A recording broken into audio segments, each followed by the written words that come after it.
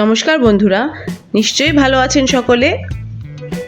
আজকে খুব সহজ করেই সেমাই রান্নার রেসিপিটা আপনাদের সাথে শেয়ার করতে চলেছি। সহজ হলেও রেসিপিটা কিন্তু খুবই টেস্টি। আমার মতো করে সেমাইয়ের এই রেসিপিটা বাড়িতে একবার ট্রাই করে দেখবেন, আশা করি খেতে আপনাদেরও খুব ভালো লাগবে। তাহলে চলুন শুরু করা যাক। প্রথমে একটি ফ্রাইং প্যানের মধ্যে আমি 3 টেবিল চামচ ঘি দিয়ে নিয়েছি। আপনারা এখানে বাটারটাও ব্যবহার করতে পারেন, তবে তেল একদমই নয়। কিছুটা ড্রাই ফ্রুটস নিয়ে নিয়েছি। এখানে আমি কাজু, কিশমিশ এবং পেস্তা বাদাম নিয়ে নিয়েছি।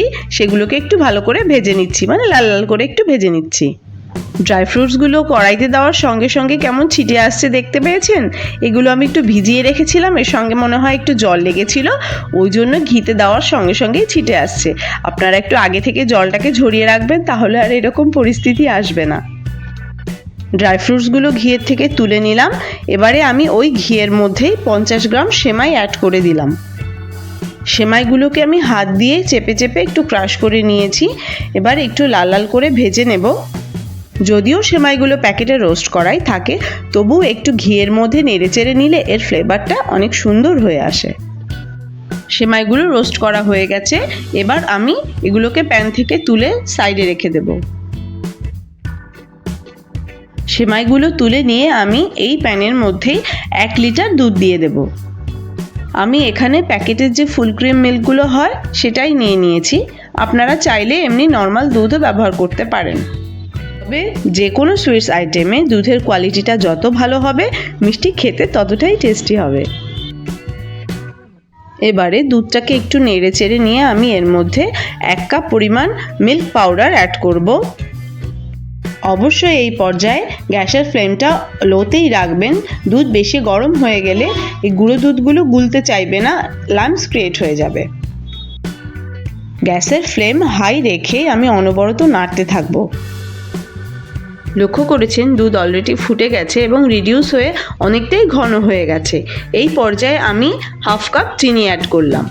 আমি চিনির পরিমাণটা একটু কমই রেখেছি। আপনারা যারা মিষ্টি খেতে একটু পছন্দ করেন তারা চাইলে চিনির পরিমাণটা বাড়িয়ে নিতে পারেন। গ্যাসের ফ্লেমটা কিন্তু আপনাদের হাইতেই রাখতে হবে এবং অনবরত নাড়তে থাকতে হবে। দেখুন দুধটা কিন্তু আরোই ঘন হয়ে গেছে। এই পর্যায়ে আমি ভেজে রাখা সেমাইগুলো দিয়ে দিলাম। এবারে ভেজে রাখা ড্রাই ফ্রুটসগুলো দিয়ে দেব, দিয়ে মিশিয়ে নেব। সেমাইগুলো দুধে অ্যাড করার পরে বেশিক্ষণ রান্না করা যাবে না, তাহলে এটা গলে যাবে।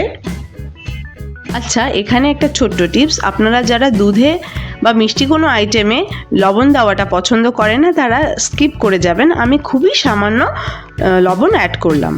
এর টেস্টটা আরও ইনক্রিজ করার জন্য আমি এখানে 1/2 কাপ মতো কনডেন্স মিল্ক দিয়ে দিলাম। এবার একটু ভালো করে নাড়িয়ে চাড়িয়ে এটাকে মিশিয়ে নেব। বন্ধুরা দেখুন, সেমাইয়ের কনসিস্টেন্সি যখন এরকম পর্যায়ে চলে আসবে তখন আমি সেমাইটা কড়াই থেকে নামিয়ে নেব। চুলা থেকে নামিয়ে নেবার আগে আমি খুব সামান্য এলাচ গুঁড়ো অ্যাড করেছিলাম। সরি, এটা স্কিপ হয়ে গেছে, আপনাদেরকে দেখাতে পারলাম না। আপনারা অবশ্যই দিয়ে দেবেন। ব্যাস কমপ্লিট হয়ে গেল আজকের সেমাই রেসিপি। এবার এটাকে ভালো করে ঠান্ডা করে 2 থেকে 3 ঘন্টার জন্য ফ্রিজ আপ করে নিন। ঈদের দিন সকালবেলা সকলে মিলে একসঙ্গে বসে ঠান্ডা ঠান্ডা খুলখুল সেমাই এনজয় করুন। কি বন্ধুরা, একটু হলেও কি আজকের রেসিপিটা ভালো লাগলো? যদি ভালো লাগে সাবস্ক্রাইব করতে ভুলবেন না। সকলে সুস্বাস্থ্য কামনা করে বিদায় নিচ্ছি। টাটা।